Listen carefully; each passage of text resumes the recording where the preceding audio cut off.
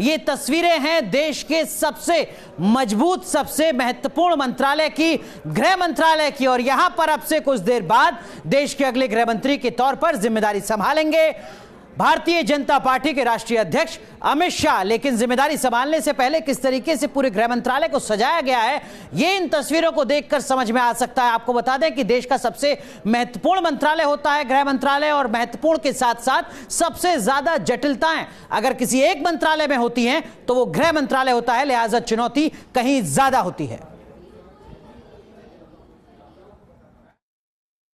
मोदी मंत्रिमंडल के मंत्रियों के बीच विभागों का बंटवारा हो चुका है और इसमें सबसे बड़े मंत्रालयों में अगर देखें तो गृह मंत्रालय अमित शाह को दिया गया है, जो कि बीजेपी के राष्ट्रीय अध्यक्ष रहे हैं। और गृह मंत्रालय की बदली हुई तस्वीर इस वक्त हम आपको दिखा रहे हैं कि जरा देखिए किस तरह से गृह मंत्रालय के गेट को कुछ इस तरह फूलों से सजाया गया है। और यहाँ पर जो खासतौर पर गृह मंत्रालय की तख्तियाँ हैं और इसमें क्रमिक मंत्रालय भी है, उसके प्लेट्स को भी एक तरह से नए सिरे से लगाया गया है। और जाहिर तौर पर इस मंत्रालय के दरवाजे को आप देखें तो रेड कारपेट बिछाने के बाद यहां पर गेंदा के फूल और साथ ही हरे पत्तों का एक तरह से जो फ्लेवर है और कलेवर है वो आपको यहां देखने को मिलेगा। साथ ही नीचे जो है वहां फूल और फूलों के साथ साथ यहां पर देखें तो फूलों की पंखुड़ियों को बिखेरा गया है। इस तरह की सजावट किसी और मंत्रालय के दरवाजे पर आपको दिखाई नहीं देगी, क्योंकि बाकी के तमाम मंत्रालय हैं उसके जो मंत्री हैं दरअसल वो पिछली सरकार में भी मंत्री रहे हैं। चाहे बात राजनाथ सिंह की करें, जो कि ठीक इस मंत्रालय के सामने यानी रक्षा मंत्रालय चले गए हैं, और रक्षा मंत्रालय की